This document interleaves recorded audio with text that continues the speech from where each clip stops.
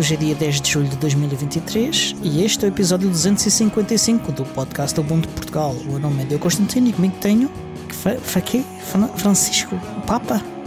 Não percebi. Estás a falar de quem? De mim? Sim, sim. Sir Frank Messervy. Santinho. E o pirata... É. E o pirata das Maldivas? O pirata das Maldivas, exatamente. Fogo. Porquê Maldivas e não Malvinas? Olha, porque é uma questão de... fica mais no ouvido, sabes? Okay. É uma coisa que... Também é mais agradável em termos de espetáculo. Quer dizer, se gostaste de frio, pode ser para as Malvinas. E eu gostar de frio? Sim, pronto. Estou ainda distraído, nos últimos anos. É a importância mas não há neve, aquilo é frio, mas sem neve. Está bem. Se quiseres neve, tens de ir talvez para as South Sandwich Islands. Aí talvez tenhas eventualmente neve, mas também não tens montanhas, portanto. Mas podes matar baleias. Vou fazer um boneco de neve. Não é assim, caramba, falhei o tom. Falhei o tempo. Vamos fazer bonecos de neve. É o que se faz na neve quando não há montanhas. Está bem. E se tirar a pá da frente do carro quando queres sair para algum lado? Pronto, muito bem. É uma palhaçada, mas pronto. Mas, pirata das Maldivas, agora que já sabemos o que é que se faz quando há neve, mas não há montanhas, o que é que andaste a fazer esta semana? Lamentavelmente, não andei a tirar neve com uma pá de lado nenhum, que é uma coisa que seria certamente um bom indicador, mas não aconteceu. Mas tenho aqui algumas coisas na lista. Olha, primeiro voltou a minha saga com os upgrades do Nextcloud. Uhum. Aliás, vou aproveitar o Nextcloud, a morte da minha Nextcloud Box, para migrar as coisas para uma máquina com LXD, e vou fazer uma coisa que acho que nunca fiz, que é usar Docker Compose lá dentro. Ok. E fazer... pensei várias vezes o que é que ia fazer ou não. Eu tenho uma Ansible role que fiz para instalar as coisas, chamemos-lhe da forma tradicional, mas entre o trabalho que eu vou ter a alterar algumas coisas que quero mudar nessa role e escrever 20 ou 30 linhas, acho que não chegam a ser 20 linhas, e correr o Docker Compose, acho que prefiro fazer dessa forma. Mas porquê?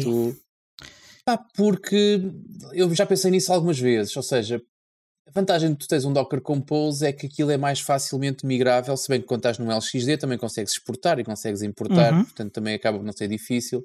Mas, ou seja, dá-me a ideia que é mais... pode ser uma faca de dois legumes? Sim, se um for alho francês e o outro for beterraba, sim.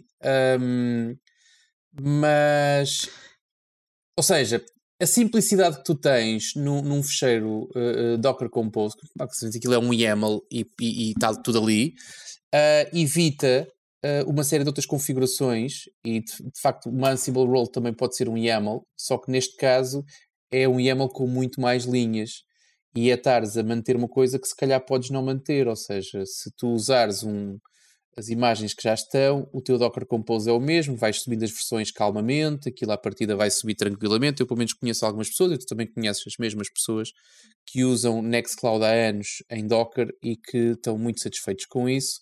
Eu habitualmente tenho em produção, o meu servidor de e-mail, se não estou em erro.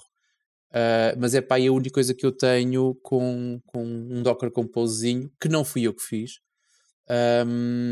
e que não me dá dores de cabeça absolutamente nenhumas. Neste caso, se calhar vou fazer e vou ver como é que é. Acima de tudo, o que eu procuro é não só um setup rápido, um setup inicial rápido, mas essencialmente uma manutenção com poucas dores de cabeça. E teres um fecheiro, lá está, com talvez 20 linhas, e tens toda a tua configuração ali, parece-me rápido e parece-me simples o suficiente. Essencialmente é isso. Sei que a configuração para Docker em LXD é um bocadinho mais chata de início, portanto tens de dar ali umas 3 ou 4 toquezinhos, mas é uma coisa que fazes uma vez e esqueces, portanto a partir daí há de ser para correr tudo bem. Já agora, que servidor de e-mail é que usas? Eu uso um servidor de e-mail, eu uso um produto fechado que se chama MailCow. Acho que já falei aqui algumas vezes sobre isso. Não lembrava. Ok. Sim. Está bem. Tem que ter magia, porque um servidor sozinho... O problema dos servidores de e-mail não é o servidor de e-mail. O problema do servidor de e-mail é a magia. Neste momento posso dizer que ele não me dá trabalho nenhum. Ou que me dá muito pouco, não é nenhum. Muito pouco trabalho. Porque há uma chatice que é... Eu tenho lá alguns utilizadores, não é só para consumo pessoal, tenho lá alguns utilizadores e também estás nisto há muitos anos, sabes perfeitamente que quando alguma coisa acontece de errado, ou é o e-mail ou é o DNS, não é? Portanto, a culpa é sempre de um dos dois. Quando muitas vezes não é de outra coisa qualquer. Mas as últimas vezes em que foi posta em causa a eficácia do meu servidor de e-mail, e quando digo as últimas vezes, são para aí que é 3 no último ano. 3 vezes, nos últimos 12 meses, revelou-se que nunca foi problema do servidor em si, ou seja, era sempre ou de uma regra noutro sítio qualquer, e quando eu falo em regras é que às vezes coisas feias, ou seja, eu não sabia que havia malta, havia servidores de e-mail a fazer blacklist ao envio para alguns endereços. Imagina eu estar zangado contigo, Diogo, e no meu servidor ter uma regra que põe o teu endereço de e-mail em blacklist. Esta foi a mais curiosa, assim que eu me lembro, foi a mais curiosa. Portanto, depois de algum desgravatanço, chegámos à conclusão que o problema estava no servidor de envio, que estava a bloquear à cabeça, na origem, o envio para um destinatário do meu servidor. Mas de resto não, de resto corre bem. Agora, foi preciso, lá está, para chegar a este nível de tranquilidade, posso-te dizer que os 3 primeiros anos, digamos assim, talvez 3, foram... agitados. Um grande desafio à minha criatividade, vamos lhe chamar assim. Ok. Mas neste momento está porreiro. Neste momento não tenho chatices. Olha, estive aqui, enquanto estavas a falar, tu disseste que a beterraba era um legume, mas não é. É um tubérculo. É uma informação essencial que eu achei que toda a gente ia querer saber. Uma prima do nabo. O nabo também é um tubérculo. Também. E há uns nabos grandes e uns nabos mais pequenos. Exatamente. Kim Barreiros tem uma música sobre isso também. Pronto. Eu por acaso devia estudar melhor a obra do Kim Barreiros, porque fala sobre talos e nabos e bacalhaus e não sei o quê. Tudo coisas boas. Deixamos o link depois nas notas, se for caso disso. Tá bem.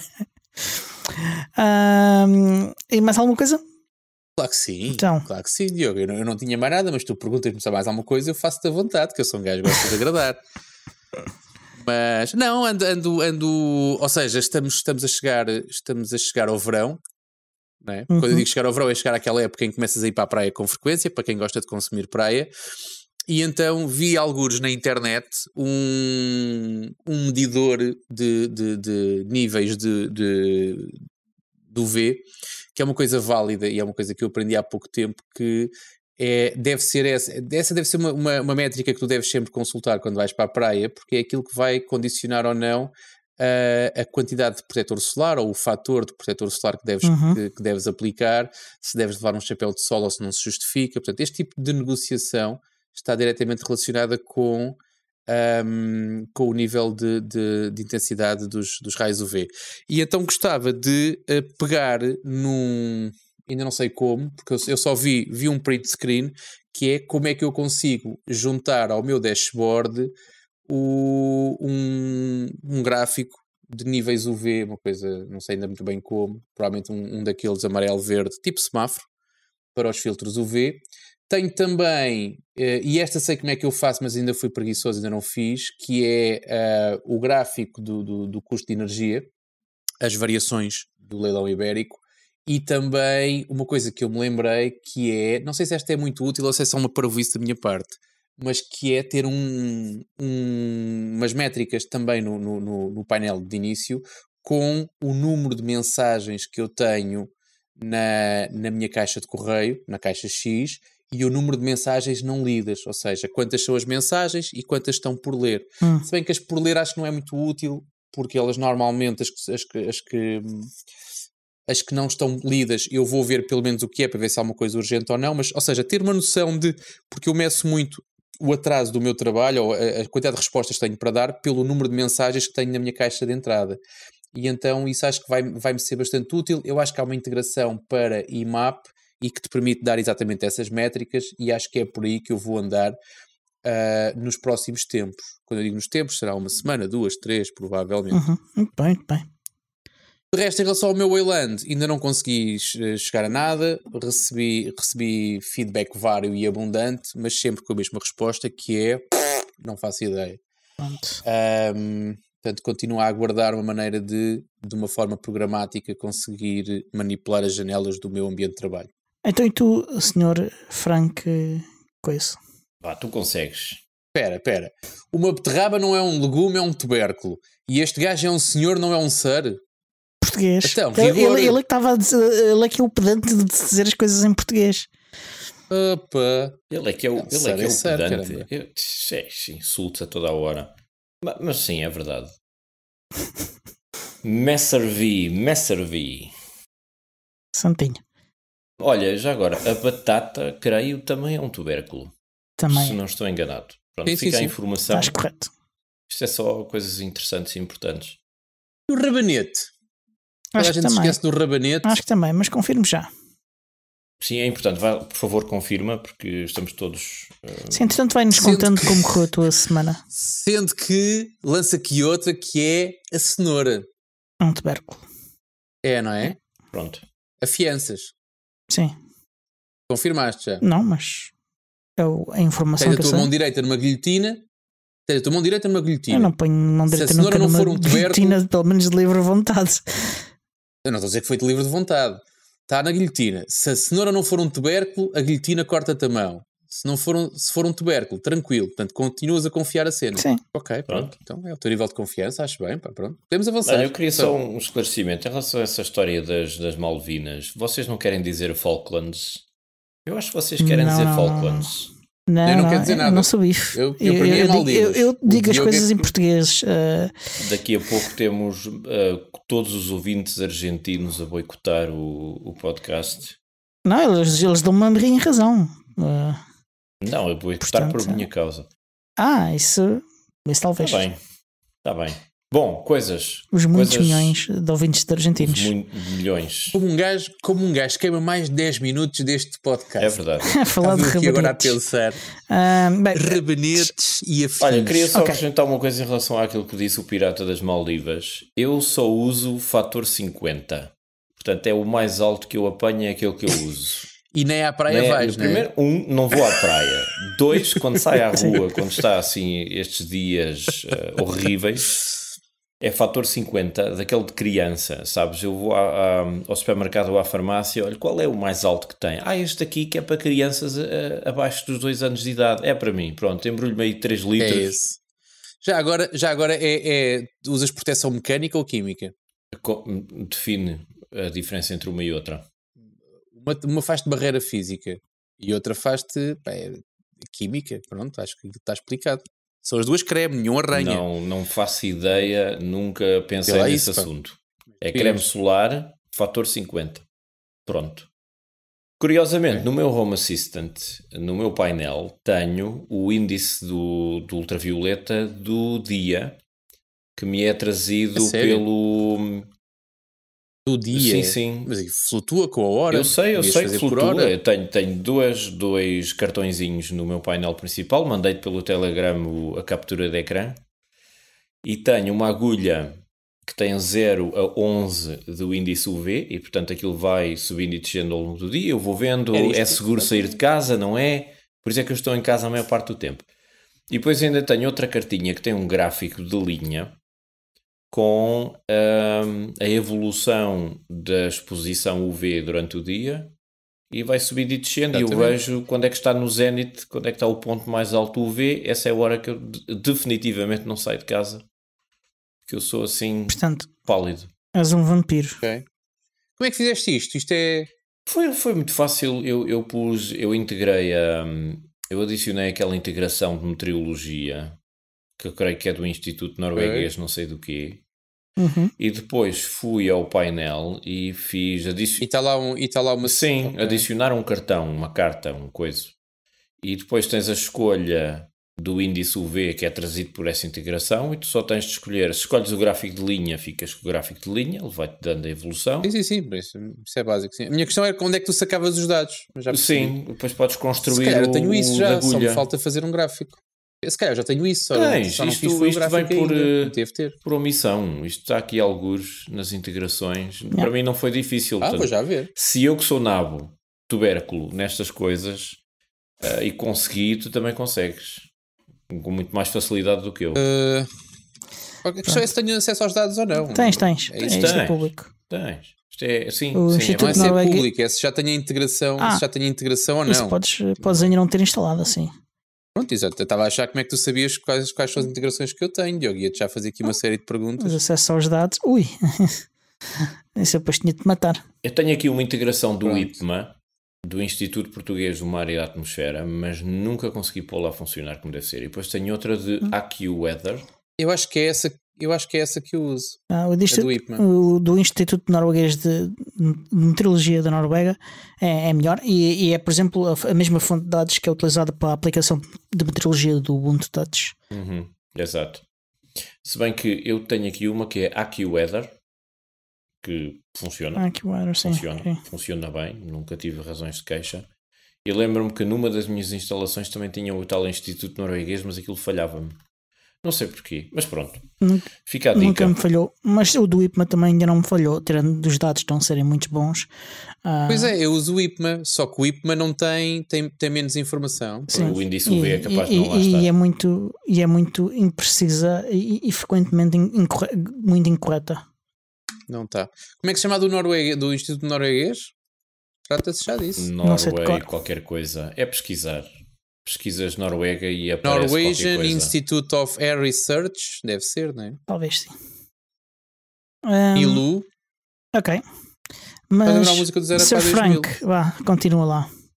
Pronto, só para despachar. Mais coisas que fiz esta semana. Eu tentei mais uma vez rodar o Ubuntu Core Desktop só para experimentar, para ver. Que estou cheio de curiosidade, deixa-me lá ver isto. Pus a imagem numa pastinha, fui ler o ficheiro de instruções que vinha com a imagem, o README. Epa! É verdade, tentei ler Muito aquilo bom, e aquilo tem lá uma parte que diz assim: corre este código que é para lançar a sessão com estes parâmetros. E eu olhei para aquilo e disse: ok, corre onde? Aquilo não explica onde. É no terminal? É onde? Eu tenho o virtual coiso, nunca me lembro o nome daquilo. Correr é correr, podes ir correr para a rua. Tenho o virtual coiso manager para instalado para fazer correr aquela imagem e crio uma instância nova com uma imagem já, com aquela opção de correr uma imagem já existente, uma coisa assim. Mas depois aquilo não dá em nada. Não vai a lado nenhum, fica parado a olhar para mim. Há ali qualquer coisa que me escapa, não sei o que é. E ficámos assim. Ainda não li, ainda tenho a imagem descarregada ainda para experimentar, mas ainda não tive tempo. Diz-me porque eu não percebo. O nosso amigo Nathan, já experimentou, portanto também podes perguntar-lhe a ele. Pois posso, não me lembrei desse tubérculo. Pronto, basicamente é isto, foi isto que eu andei a fazer. Tenho a minha tabuleta, que é esta coisa velhinha. Deixa lá ver se eu consigo mostrar esta coisa velhinha. Que está condenada a correr Android 6.0.1 CyanogenMod 13, se não me engano. E funciona relativamente bem, mas infelizmente não consigo fazer correr o Telegram. O Telegram não funciona nesta coisa de maneira nenhuma. Ele instala e quando eu quero ativá-lo, ele vem por aí abaixo. Usa no browser. Vou ter que usar o web Telegram no navegador de internet, não é? Também não consigo.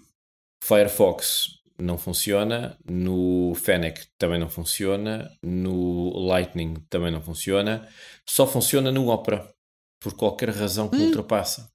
O Opera há de ter ali umas tretas quaisquer da Google, talvez, serviço, uma coisa do género. O motor de rendering do Opera, acho que já é o Chrome, o do Chrome também. Pois, deve ser por isso.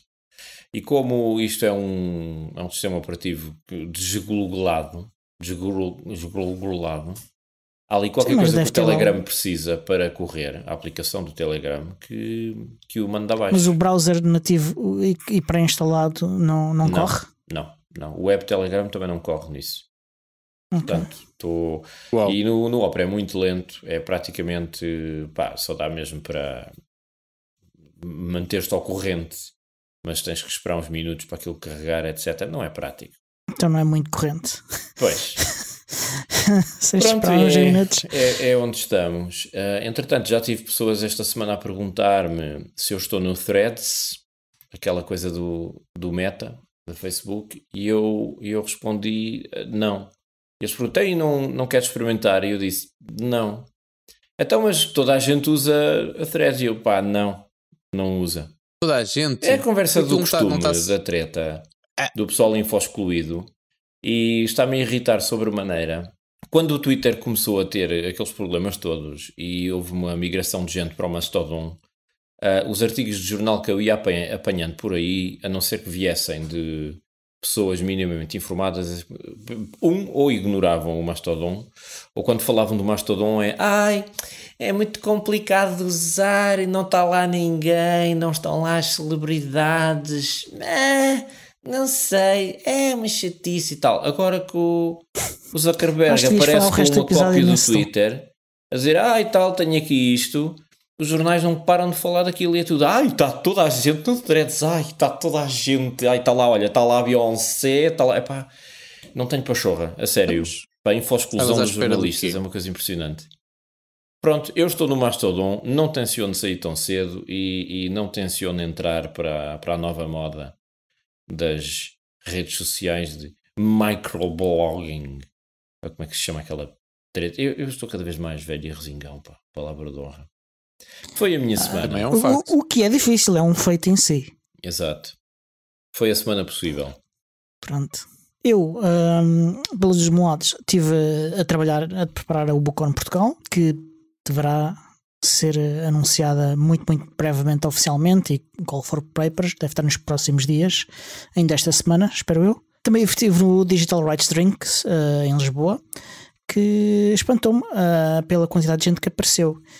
Sendo já verão e havendo muita gente já de férias, estava à espera que aparecesse só ali um grupo muito core que vai todos os meses, sim. E talvez nem todos, mas acabou por aparecer ainda muita gente. Acabou por vir gente dos Açores para o evento e tudo, portanto foi um grande sucesso. Se calhar a palavra mágica era drinks, não? Pois, calhar temos drinks, espera lá. Uma cena fina. Ainda por cima direitos digitais de bar aberto. E depois, no sábado, fui fazer uma coisa diferente. Que o nosso 3D printer é o Pirata das Maldivas. Eu não tenho impressora 3D, mas isto não quer dizer que eu não aprecie coisas que se façam com impressoras 3D. É óbvio. E durante a semana, ou na quinta ou na sexta, já me lembro, vi anunciado no Facebook que havia uma comunidade que é a 3D Printing Tuga, que ia fazer o maior NASA SLS do mundo. O NASA SLS é basicamente os foguetões da NASA que punham as naves espaciais em órbita. E neste momento, ou melhor, até sábado, o maior do mundo, o maior modelo de NASA SLS, tinha 1,70 m de altura, acho eu, e era da própria NASA. E neste momento é do Parque de Ciência Viva ou Clube de Ciência Viva, uma coisa assim, de Ciência Viva da Aveiro. Centro de Ciência Viva. Pronto. E foi impresso pela comunidade 3D Printing Tuga, ali na sede ou no armazém da Mauser, ali na Freixeira. E eu fui lá ver, e foi giro,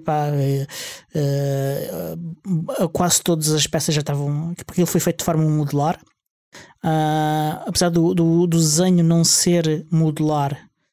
Houve um dos membros da comunidade que fez um script de Python que dividiu aquilo em blocos iguais ou quase iguais, porque aquilo pudesse depois ser tudo posto junto como se fosse um Lego. E depois pintaram e pronto, e fizeram aquilo ficar mesmo igual às fotografias que nós tínhamos daquilo. E quantas horas? A impressão em si não sei, porque foi feita quase toda fora, mas o streaming começou ao meio-dia e acabou à meia-noite. O que é fora? Ao longo de semanas, os vários membros da comunidade foram imprimindo e ainda entregando as peças na Mouser e pronto. Olha que gira. É um projeto muito engraçado. Foste brincar aos Legos com tugas, não é? Sim, eu fui ver os tugas brincarem aos Legos, foi mais isso.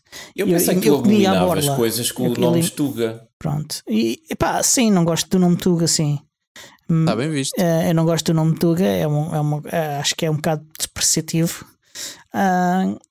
O que não quer dizer que eu não gosto do que eles fazem, do que esta comunidade faz. Pronto. Tem um pequeno defeito que é escolher nomes. Exatamente, escolhem mal nomes. Tirando isso, era uma malta fixe. Fizemos lá, aliás, o streaming está público no canal de YouTube deles. Aí podem lá ver, foi muito fixe. Conheci gente fixe. Quantos quilos de filamento ali estão enterrados? Não sei, mas se fores ver, foi utilizado um tipo de filamento especial. Eu publiquei uma fotografia disso nas minhas redes sociais. Portanto, é um filamento português que só existe mesmo cá em Portugal. Um filamento Tuga, é o que tu queres dizer? Exatamente. Pode ser um filamento Tuga, sim. O quê? Da Rap? Não. Um filamento caseiro. Caseiro. Podem ir ver os nas tipos da redes. Rap também fazem aquilo. Não sei se considera caseiro, mas é na garagem, não sei de quem. Portanto... Mas este têm de ver às redes sociais o que é e depois deem feedback. E foi isso. E depois passei a maior parte do domingo a dormir e a preparar o site da Ubucon Portugal. E pronto. E foi isto. Está bem. Bem bom. Bem, e enquanto ainda temos para aí meia hora de episódio, isso. Vamos à nossa agenda. Bora lá! Então, o primeiro evento da nossa agenda é um evento, um workshop de desenho paramétrico com OpenSCAD. Portanto, se vocês quiserem entrar em 3D Printing e começar por fazer os desenhos das peças que querem fazer, isto é uma ferramenta que permite fazer isso, e isto faz-se. Esta em particular desenha com base em pequenos scripts que vocês fazem. Portanto, vocês programam o desenho. E vai acontecer dia 15 de julho, das 15 às 18 no Makers em Little Lisbon. Depois, baixem-se que dia 15 é já no sábado. Inscrevam-se, é preciso inscreverem-se. De 15 a 21 de julho decorre a Academy em Tessalónica, na Grécia, um bocadinho mais longe, mas é também um evento híbrido, portanto vocês podem assistir online. E na quinta 20 decorre o encontro da comunidade do Ubuntu em São Miguel. E ainda antes disso, dia 13 decorre, que vocês já devem estar a ouvir, decorre o episódio da comunidade do Ubuntu em Sintra. Depois há o evento. O episódio?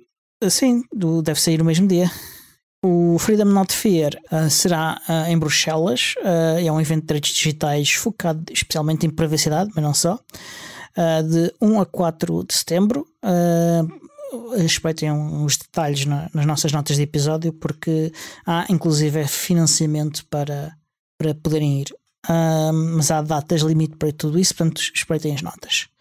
Em setembro, decorre de 7 a 9 de setembro a PyCon Portugal 2023 na Coimbra Business School. Em Cochin, na Índia, decorre a DebConf 23, que começa no domingo, dia 10, e termina no dia 17, também um domingo. Nesses dias, mais ou menos, decorre também a festa de software livre, que começa dia 15 e termina dia 17. Será em Aveiro, um bocadinho mais perto, um bocadinho mais fácil chegar lá. E basicamente é um evento chapéu, onde decorrem muitos outros eventos de várias outras comunidades de software livre e open source em Portugal. Inclusive é o Ubucon Portugal, que será no dia 17. Comunidades e entidades também. Pronto. Temos algumas associações e empresas. Sim. Chamemos-lhes também comunidades. Por isso é que é um evento chapéu. Exatamente. Quando é uma associação de empresas, não é uma Chapéu. comunidade. É um bocadinho diferente. A ESOP também lá está e não é uma comunidade, nem de longe nem de perto. De 28 a 29 de setembro, em Medellín, na Colômbia, decorre o Ubucon Latinoamérica 2023. De 7 a 8 de outubro, decorre o Ubucon Ásia 2023. E Em Riga, na Letónia, de 3 a 5 de novembro, decorre o Ubuntu Summit.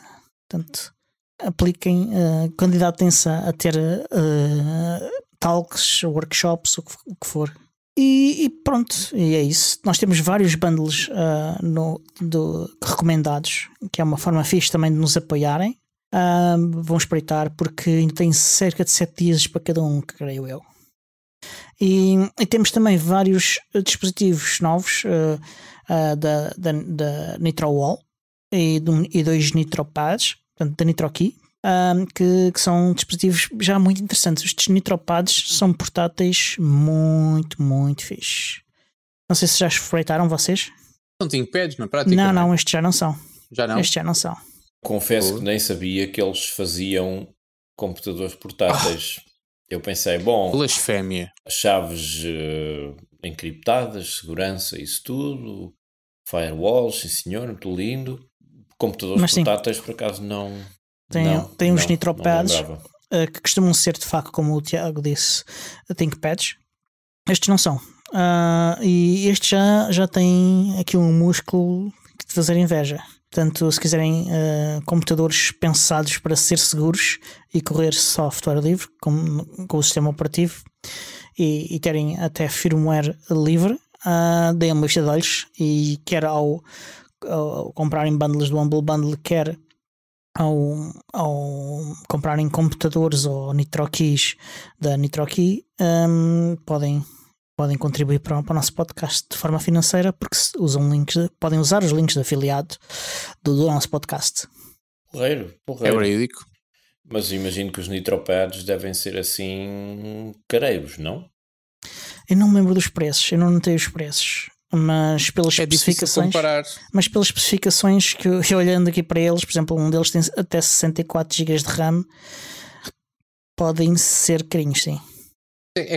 Lá está, é a velha questão de estarmos a comparar hardware que não é comparável, porque qual é que é o outro produto similar com as mesmas características em termos dos cuidados que o pessoal da NitroKey tem em relação a isso? Sim, cá na Europa não há nenhum outro fabricante que faça isto. Nos Estados Unidos existe. Exatamente. Mas cá não há. Nos Estados Unidos quem Estados Unidos, mandas vir alguma coisa semelhante. Purismo. Pois, ok, faz sentido. Pois, mas aqui na Europa de facto não há. Eu estava aqui a ler há vários outros fabricantes que fazem computadores para Linux, e alguns deles até fazem com Core Boot, mas estes vão a um extremo maior do que os outros. Lá está, é sempre difícil comparar. Podemos dizer que é caro para a minha carteira ou que não é caro para a minha carteira. Agora, dizer que é um produto caro sem termos uma bitola para comparar é de facto... É redutor. Sim, quando eu digo careiros, obviamente é careiro para a minha carteira, mas também para a minha carteira é tudo careiro, não é? Qualquer coisa é careiro, pronto, exatamente. Eu sou daquele gajo que quando vai ao supermercado compra sempre o vinho mais barato. Vinho não se brinca com vinho. Vinho mais barato. Tudo mais barato. Há limites. Eu estou a uma unha negra de comprar vinho de pacote. Eu sei. Está nesse ponto. Mas tu dás vinho aos teus gatos, é isso? É para os teus gatos? Sim. É para os gatos, que eles gostam muito. Aqueles pacotinhos pequeninos. Para o lanche. Com palhinha. Por isso é que eles andam aí a tropeçar. Mas está bem, eu vou espreitar os NitroPads, e pode ser que daqui por muitos anos, quando alguém esteja a vender um em segunda mão, todo escaqueirado, eu consiga pensar em investir numa coisa dessas. Pronto, eventualmente. E agora está na altura de entrarmos aqui nas más notícias. Más notícias? Porquê? Ou pelo menos notícias polémicas, vá. Vamos falar de drama. Tu disseste que hoje havia drama. Pronto. Tem alguma coisa a ver com isto que eu tenho na cabeça? É mais polémica do que drama. Ainda não. Nesta primeira notícia tem a ver com a Canonical assumir o controle direto do LXD, o que por si não é nem bom nem mau, na minha opinião. A equipa de Linux Containers anunciou no site que tinha, aliás, na página que tinha dedicada ao LXD no seu site, que a Canonical assumiu esse controle. Eles não estão de acordo, mas mas ou não, melhor, não é de acordo, não é uma decisão com a qual eles concordem, é mais isso, ou que apoiem, mas que pronto, foi cumprido. Quando é que sai o fork? Não estou a ouvir falar de forks. A Canonical publicou uns dias depois uma FAQ, uma Desculpa, lista podes de pronunciar perguntas isso e outra resposta. vez? É que eu percebi outra coisa. Pronto. O que faria sentido neste contexto. Sim, e uma lista de perguntas e respostas sobre o tema, inclusive sobre qual o motivo para fazer esta decisão e ter esta atitude, que foi achar que o projeto fica melhor servido estando integrado dentro da infraestrutura da Canonical. Claro que sim. O que até acredito que sim, que a Canonical tenha uma infraestrutura técnica melhor para fazer escalar a infraestrutura do LXD, infraestrutura online, mas não sei se será uma boa razão para isso. Tenho dúvidas, não tenho informação para conseguir decidir que sim ou que não. Tu tiveste tempo de analisar os argumentos de um lado e do outro? Não vi grandes argumentos nem para um lado nem para o outro. Vi uns a dizer que queriam e outros a dizer que não estavam de acordo. Mas não. Tudo bem, mas não há. Porquê? Quais são as Mas desvantagens? não há desse detalhe, eles não apresentam esse detalhe. Eu vejo este argumento por parte da Canonical e é o único argumento que eu vejo com algum detalhe. Portanto, aqui não há muita informação pública sobre estes argumentos e sobre os motivos que levou à decisão. Há este, parece-me assim um bocadinho estranho. Não é que não seja verdade, e provavelmente é verdade, mas nunca vi uma decisão deste tipo por este motivo e eu não a entendo. Não quer dizer que discordo ou que concordo, simplesmente não entendo. Mais desenvolvimentos nos próximos capítulos. Sim, talvez. O que é que não muda a respeito disto? Várias coisas que não vão mudar, mas eu achei 4 delas as mais importantes. A licença vai permanecer a mesma, é a Apache, a Public License. Outra coisa que não muda são as orientações e condições para a contribuição para o projeto por parte dos developers. Outra coisa que não vai mudar é o LXD não vai passar a ser distribuído apenas como Snap e continuará a ser independente da distribuição.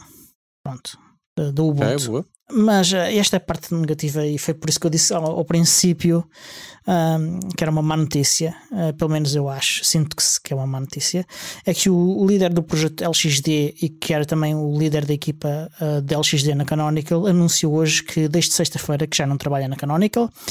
Ele resolveu demitir-se, apresentou como motivo, entre outros, o desagrado por esta decisão, mas que ao fim de 12 anos já não tem vontade de trabalhar na Canonical. E foi isto que ele disse. Deixa-me só ver se eu consigo perceber. Portanto, o LXD passa para dentro da Canonical, chamemos-lhe assim. Ele é funcionário da Canonical, mas decidiu saltar fora da Canonical. Sim. Ele era também uma das lideranças, e é uma das lideranças do Linux Containers. Sim, mas é curioso. Sim. Ele ainda assim não apesar de discordar e dizer que discorda da decisão, não me parece estar ao contrário de outros dramas que nós temos vindo a ver recentemente, não está hostil. E ele explica aquilo que lhe parece ser, na opinião dele, o motivo pelo qual a Canonical está a fazer isso. Ele diz que acha que o motivo é que, apesar de este ser um projeto comunitário e gerido de forma comunitária dentro do âmbito do Linux Containers, que 90% das contribuições são feitas pela Canonical e que, na opinião dele, a gestão da Canonical acha que isto representa um falhanço do projeto dentro da esfera da comunidade. E que por isso, para garantir o sucesso do projeto, estarão a trazer o projeto para dentro. Isto foi o argumento dele. Portanto, a forma que eles têm de potenciar a participação da comunidade é tornarem isso Não, eu mais acho que, afastado eu da acho que não é esse o comunidade? objetivo. Acho que não é esse o objetivo. Eu acho que eles experimentaram tornar o projeto comunitário. Aliás, o projeto, quando foi criado, foi dentro do Linux Containers pela própria Canonical. E experimentaram isso e chegaram à conclusão que, ao fim de muitos anos, que não funcionou, que esse aspecto não funcionou e que desistiram então desse aspecto de ser uma gestão comunitária em vez de uma gestão corporativa do projeto. O que é que são muitos anos?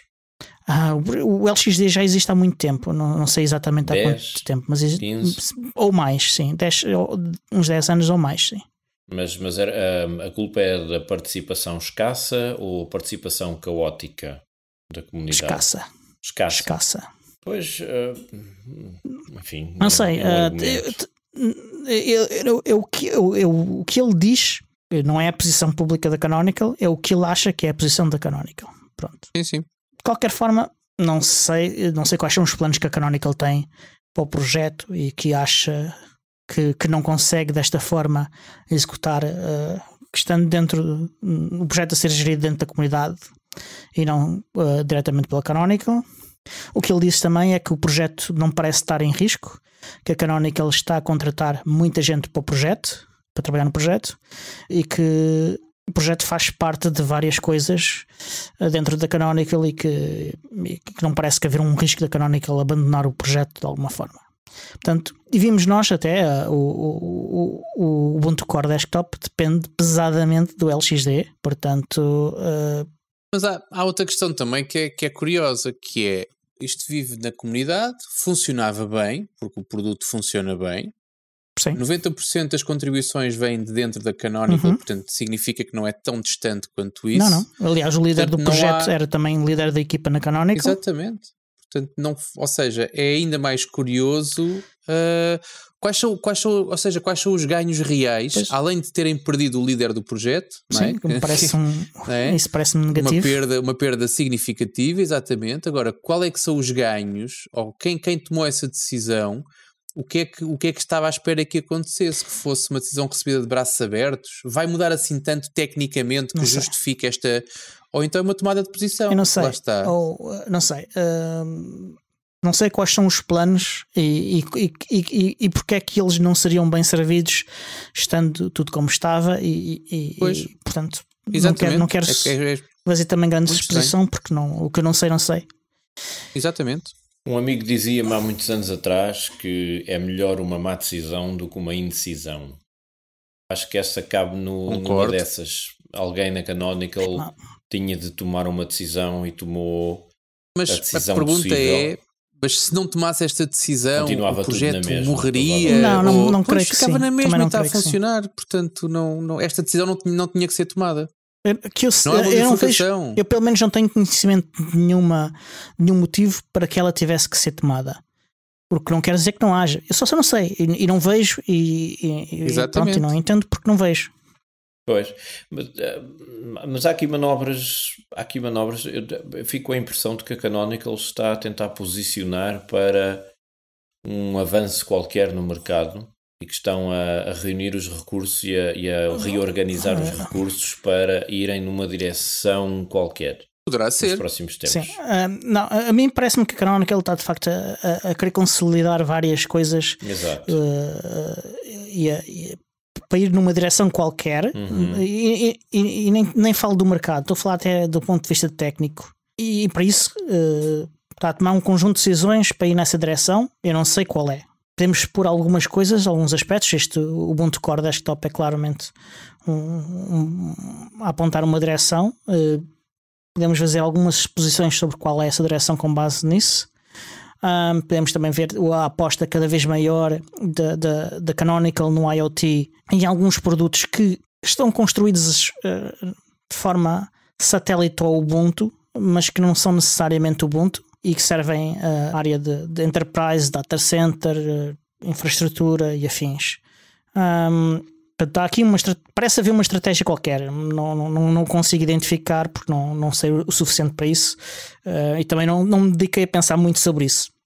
Mas por exemplo, uma outra coisa anunciada recentemente foi um Snap, que também está aqui nas nossas notícias, de um software que é basicamente um controlador de Matter.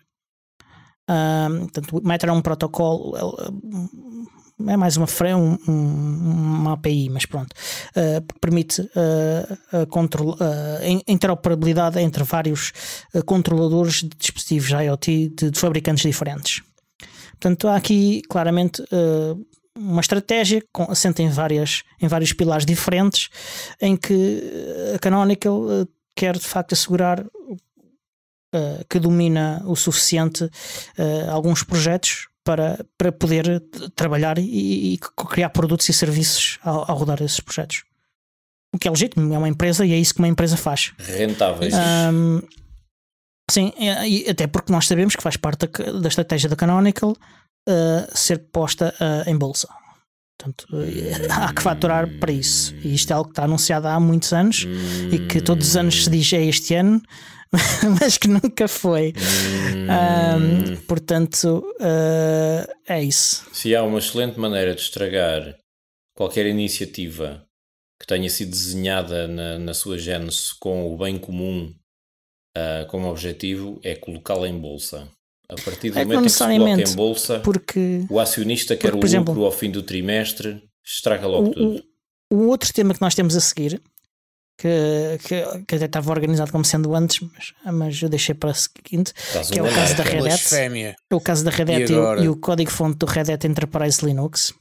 Enquanto a Red Hat esteve cotada em bolsa, a Red Hat não tinha nenhuma polémica ao seu redor.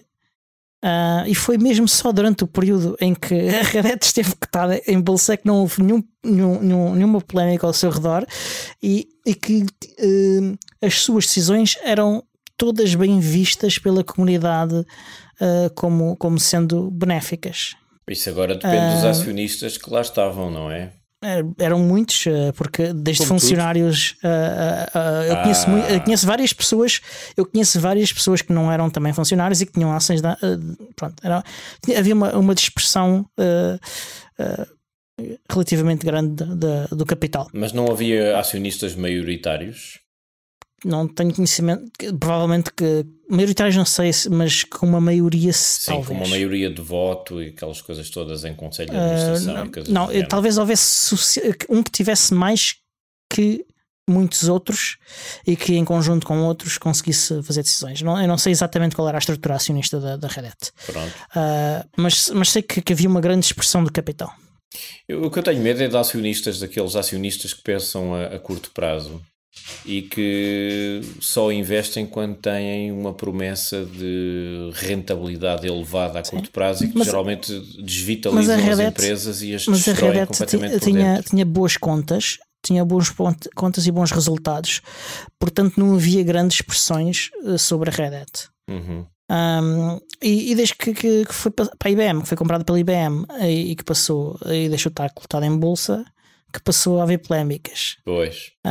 Começou com a decisão de terminar com o projeto CentOS, que era aquilo que chamam clone bug por bug do Red Hat Enterprise Linux, feito a partir do código-fonte do Red Hat Enterprise Linux, e que passou a existir uma coisa com um nome muito parecido, o CentOS Stream, que em vez de ser um downstream do Red Hat Enterprise Linux, passou a ser um upstream. Ou seja, as várias versões do CentOS Stream resultam nas versões do Red Hat Enterprise Linux. Sim, e basicamente a Red Hat chegou-se à frente e disse: já não há borlas para ninguém, porque estão a parasitar, entre aspas, o trabalho das nossas equipas para depois vender um produto que é um produto concorrente. Eu percebi isto que era o argumento.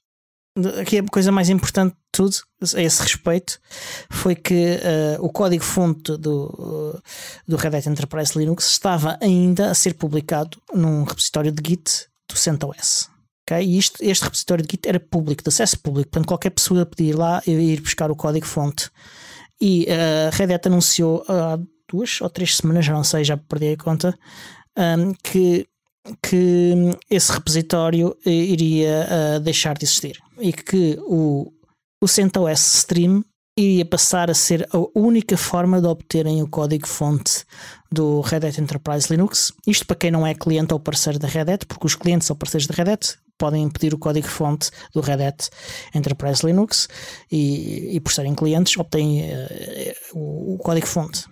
Qual é o resultado disto? O resultado disto é que vários substitutos do CentOS, como ele era antes, ou seja, um clone bug por bug, que surgiram depois da Red Hat matar o CentOS, por exemplo, o Alma Linux e o Rocky Linux, viram de um dia para o outro ficarem sem, pelo menos de imediato, forma de obter o código-fonte do Red Hat Enterprise Linux.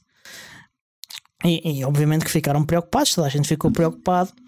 E o que é mais estranho disto tudo é que a pessoa que dentro da Red Hat fez a proposta de decisão disse que isto esteve para não ser sequer anunciado publicamente.